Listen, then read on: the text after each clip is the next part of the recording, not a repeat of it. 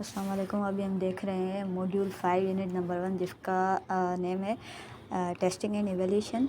Testing और evolution के इस यूनिट में बताया गया है कि एवल्यूशन क्या है, उसकी मीनिंग क्या है, टेस्टिंग क्या है, पर्पसेस क्या हैं और इफ़ेक्ट्स क्या है, उसके अलावा एडवांटेजेस क्या हैं। ठीक है, तो एवल्यूशन एंड टेस्टिंग, पहले इसकी हम डेफिनेशन देखते हैं कि evaluation refers to the systematic process of gathering information about student knowledge, skills and abilities. It involves assessing their performance, understanding, and progress in a particular subject or area of study. Evaluation helps teachers and educators measure the effectiveness of their teaching methods and identify areas that need improvement. ठीक है, evaluation एक process है information collect करने का, जैसे हमने needs analysis पढ़ा था। नीड्स एनालिसिस में भी टीचर इंफॉर्मेशन कलेक्ट करती है, यहाँ भी इंफॉर्मेशन कलेक्ट करेगी रिगार्डिंग स्टूडेंट्स। ठीक है, उसके अलावा इसमें कौन सी चीज़ें आ जाती हैं, अगर टीचर एवेल्यूशन कर रही है या टेस्टिंग कर रही है तो क्या क्या चीज़ें असेस करेंगी। एक तो परफॉर्मेंस और अंडरस्टैंडिंग, कि स्टूडेंट की कितनी अंडरस्टैंडिंग हो रही है एक पर्टिकुलर सब्जेक्ट में। ठीक है, और उसके अलावा टीचर खुद को भी एनालाइज करेगी कि जो टीचिंग मेथडोलॉजी वो यूज़ कर रही है, क्या बच्चों को वो समझ आ रही है या नहीं आ रही। ठीक है, उसके अलावा नेक्स्ट है testing. On the other hand, testing is a specific method used within the evaluation process. Testing भी एवेल्यूशन के प्रोसेस में यूज़ होता है। It involve administrating assessments such as quiz, exams और projects to measure student understanding knowledge in a particular subject. Testing provides a snapshot of student performance at a given moment and helps assess their mastery of the material. ठीक है, testing and evaluation दो ऐसे words हैं जो parallel होके चलते हैं।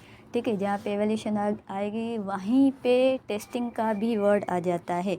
ठीक है, लेकिन एक बात आपने यहाँ याद रखनी है कि टेस्टिंग जो है वो स्नैपशॉट यूज़ करता है। ठीक है, स्टूडेंट के परफॉर्मेंस का एक स्नैपशॉट, एक रिकॉर्ड पेश करता है टीचर के सामने कि स्टूडेंट्स की ये स्ट्रेंथ्स बन चुकी हैं और still there are some weaknesses too. ठीक है, अब इफ़ेक्ट्स कौन से पड़ते हैं, why we use testing and evaluation.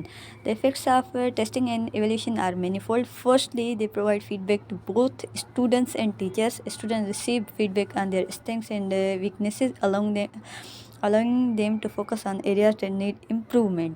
ठीक है, अगर कोई बच्चा स्पीच में कमज़ोर है तो टेस्टिंग एंड एवेल्यूशन में स्टूडेंट को पता चल जाएगा कि कौन सी चीज़ें मुझ में लैक है और कौन सी चीज़ों में मैं इम्प्रूव कर चुका हूँ। ठीक है, सिमिलरली टीचर को भी पता चल जाएगा कि जो टीचिंग मेथडोलॉजी मैंने यूज़ की हुई है वो इफ़ेक्टिव है या नहीं। ठीक है, teachers in turn gain insights into their teaching effectiveness and can adopt their instructional strategies accordingly.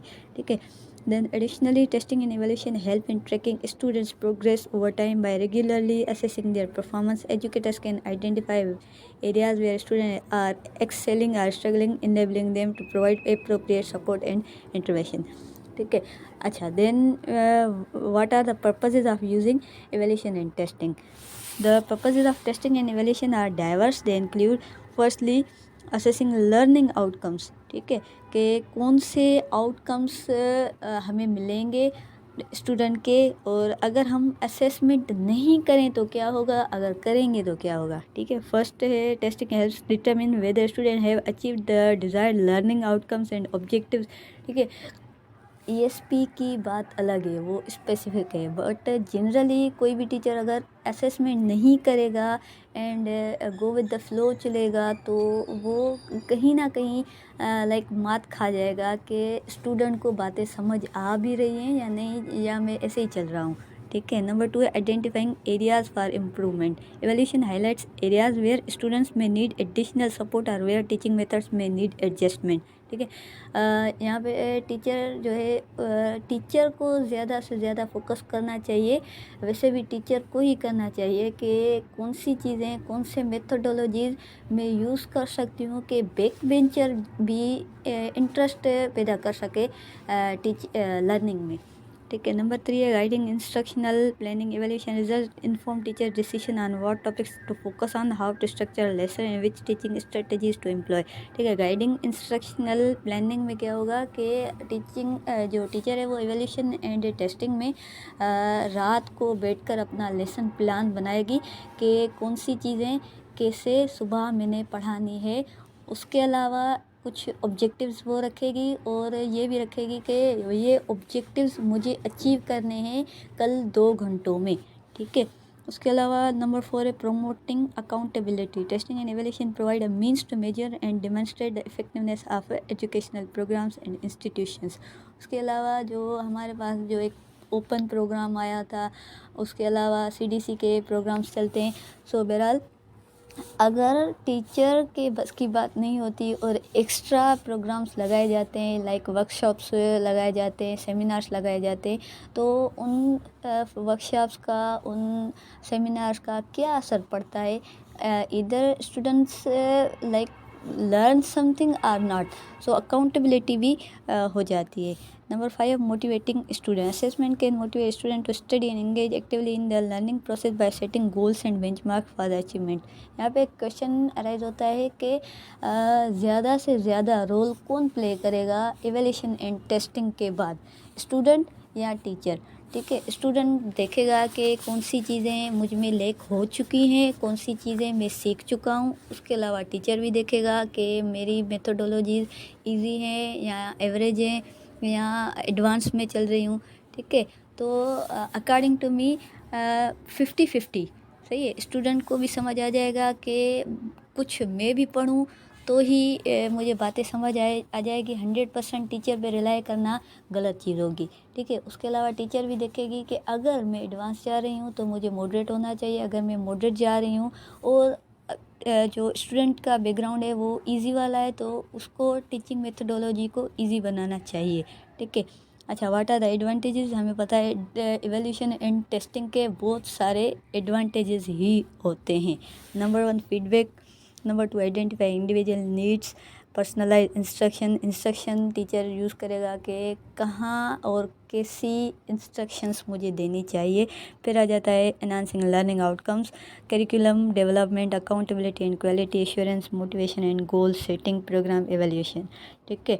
उसके अलावा जो लास्ट चीज़ थी मॉड्यूल 5 की यूनिट 1 में वो थी कम्युनिकेटिव टेस्टिंग। कम्युनिकेटिव टेस्टिंग जो है वो सिंपल से मैं इसका एग्जांपल आपको बताऊंगी, बस ये डेफिनेशन पढ़ के बताती हूँ। Communicative testing refers to an approach in language assessment that focus on evaluating a person's ability to use language in real life communicative situation. It goes beyond simply testing knowledge of grammar and vocabulary and instead assess the individual's ability to effectively convey messages and interact with others in the target language. ठीक है। तो यहाँ पे word जो है communication का use हुआ है। कम्युनिकेशन जो वर्ड है, कम्युनिकेशन इन लैंग्वेज।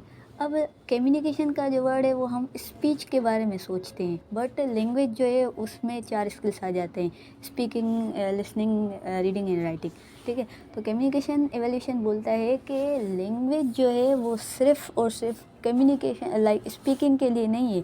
इसमें हम फोकस करते हैं कि एक बच्चा जो लैंग्वेज सीख रहा है उसको रियल लाइफ में अप्लाई कैसे करेगा। ठीक है। तो टीचर जो है उसको एक सिचुएशन प्रोवाइड करेगी, उसको कोई रोल देगी। फॉर एग्जांपल वेटर का उसने अगर जॉब करना है तो उसको वेटर बनाएगी कि कैसे उसको अपनी लाइक मेन्यू है या ग्रीटिंग्स है कैसे पेश करेगा। उसको एक सिचुएशन देगी, डेमोन्स्ट्रेशन देगी कि इस तरह से आओ, प्रेजेंट करो और हमें बताओ। ठीक है। तो कम्युनिकेशन के थ्रू लैंग्वेज को टीच करेगी और कम्युनिकेशन के थ्रू स्टूडेंट जो है वो लर्न करेगा। ठीक है। अब एग्जांपल आप खुद पढ़ लेना, आपको समझ आ जाएगा। ठीक है। तो in this scenario the test takers language skills are being assessed in the realistic context focusing on their ability to use language to accomplish a specific communicative goal. The evaluation would consider factors such as fluency, accuracy, vocabulary usage and the ability to understand and respond appropriately to the given situation. यहाँ पे word accuracy का भी use हुआ है और fluency हम speech के लिए यूज़ करते हैं, एक्यूरेसी हम राइटिंग के लिए यूज़ करते हैं। एक्यूरेसी मतलब राइटिंग के लिए ज़्यादा यूज़ होती है, स्पीच के लिए कम यूज़ होती है। तो लैंग्वेज के 4 ही स्किल्स इस कम्युनिकेशन में कवर हो जाते हैं। Thank you so much.